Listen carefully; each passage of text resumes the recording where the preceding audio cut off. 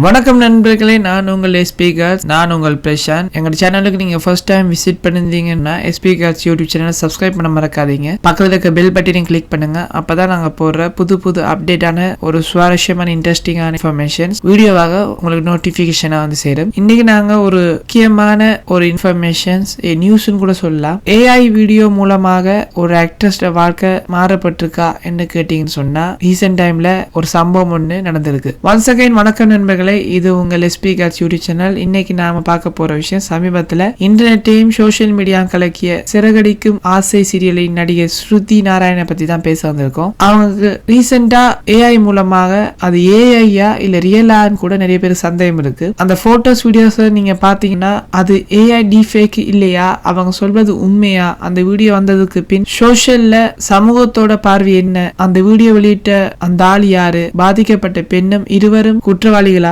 இது போல நிறைய கேள்விக்கு நேர்மையான பதில் நாங்க சொல்ல இருக்கோம். ஸ்ருதி நாராயண பத்தி எல்லாரும் தெரிஞ்சிருக்கும்ல. விஜய் டிவியின் சிறகடிக்கு ஆசை சீரியல்ல வித்யா என்ற கதாபாத்திரத்துல நடித்து கொண்டிருக்கும் ஒரு ரைசிங் ஆக்ட்ரஸ். சில வாரங்களுக்கு முன்னர் ஒரு ஆடை இல்லாத நிலையில ஒரு வீடியோ, அவங்க வீடியோ கால்ல வந்து ஒரு ஆணுடன் பேசும் வீடியோ வந்து இணையதளத்துல சோசியல் மீடியால லீக் ஆயிருக்கு. அதற்கு பின் ஸ்ருதி நாராயணன் வந்து அது ஏஐ ஜெனரேட்டட் வீடியோ தான் என்று இன்ஸ்டாகிராம்ல விளக்கம் கொடுத்திருந்தாங்க. அதை தொடர்ந்து இன்னும் சில வீடியோக்கள் சோசியல் மீடியாலையும் இன்டர்நெட்லயும் ரிலீஸ் ஆகி கொண்டுதான் இருந்துச்சு. அவங்க தரப்புல எந்த வழக்கும் போடல, அந்த ஆணின் விவரமும் தெரியாமலும் ஒரு மிகப்பெரிய கேள்விக்குறியா இருந்துச்சு. இந்த நிலையில நடிகை ஷகிலா ஒரு போல்டு ஸ்டேட்மெண்ட் கொடுத்திருக்காங்க ரீசெண்ட் டைம்ல. அந்த வீடியோல வந்து இருப்பது உண்மை ஸ்ருதியா என்று தான் சொல்றாங்க. ஏஐ என்று சொல்லி தப்பிக்க முடியாது என்று ஒரு ஸ்டேட்மெண்ட் எடுத்து வச்சிருக்காங்க. இதற்காக ஷகிலா மீது சிலர் கோபமடைந்தாலும் சிலர் ஓரளவுக்கு உண்மை சொல்றாங்கப்பா என நம்பி வராங்க. ஷகிலாவின் முக்கியமான குறிப்பு என்னன்னு சொன்னா, வீடியோ வெளியிட்டன்னு மட்டும் குறை சொல்ல முடியாது,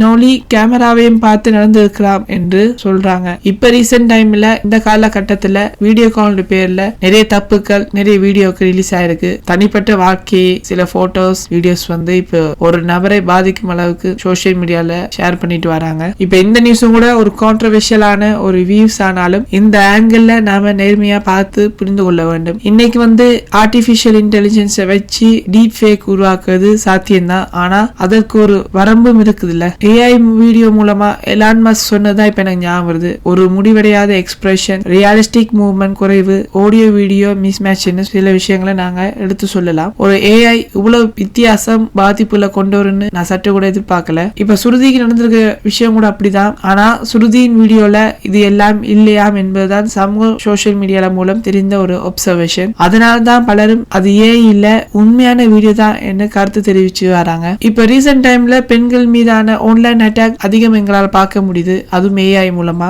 இது போன்ற சம்பவங்கள்ல பாதிக்கப்பட்ட பெண்கள் மீதான விமர்சனம் அதிகமா எங்களால் பார்க்க முடியுது. ஏன் இந்த கேள்வியில் அந்த ஆணிடம் செல்லல, வீடியோ வெளியிட்டவர் மீது நடவடிக்கையை எடுக்கல, பெண்ணிடம் மட்டுமே பொறுப்பு என்பது கேட்பது எந்த நீதின்னு நாங்க கேட்கிறோம். இதுல ஒரு சமூகம் காணப்படும் டபுள் ஸ்டாண்டர்ட் இருக்கு. மார்க்கெட்டிங், லீக் மோசடி இவையெல்லாம் ஒரு பெரிய பிரச்சனையா இருக்குது. நான் முக்கியமா அனலைஸ் பண்ணி பார்த்த போது வந்து ஸ்ருதி இதுவரை எந்த போலீஸ் புகாரும் அளிக்கல. அவங்க சைலண்ட் மெயின்டைன் பண்ணிட்டு வராங்க. ஒரு பிஆர் ஸ்ட்ராட்டஜியா இருக்கலாமா, அல்லது உண்மையிலேயே அவங்க பாதிக்கப்பட்டதா அவங்க அவசர முடிவுகள் எடுக்க விரும்பல என்று நிறைய கேள்விகள் எனக்குள்ள தோணுது. இப்படி இது போன்ற பல லேயர்ஸ் உள்ள விவகாரம் இது. நாம எதையும் கிளாரிட்டியோட சொல்ல முடியாது. மீடியாக்கள் இதை பெரிய டிஆர்பி டாபிக்கா எடுத்துக்கொண்டு விபரீதமாக ஒரு ஹெட்லைன் கொடுக்கறாங்க. நாம யூடியூப்ஸ்லயே நிறைய வீடியோக்களை பாக்குறோம். இது ஒரு செலிபிரிட்டியே மனிதர் பார்க்காம ஒரு கண்டென்ட் ஜெனரேட்டர் மாதிரி அவங்க பாக்குறாங்க. நாமும் சமூகமும் என்ன செய்ய போறோம், ஒரு ஸ்கிரீன்ஷாட் எடுத்துக்கிட்டு ஃபார்வர்ட் பண்றோம், ரீல்ஸ் பாக்குறோம், ரியாக்ஷன் வீடியோ பாக்குறோம். இதெல்லாம் என்ன மாதிரி ஆபத்து வழிவகைக்கு தெரியுமா உங்களுக்கு? இந்த விஷயத்துல நாம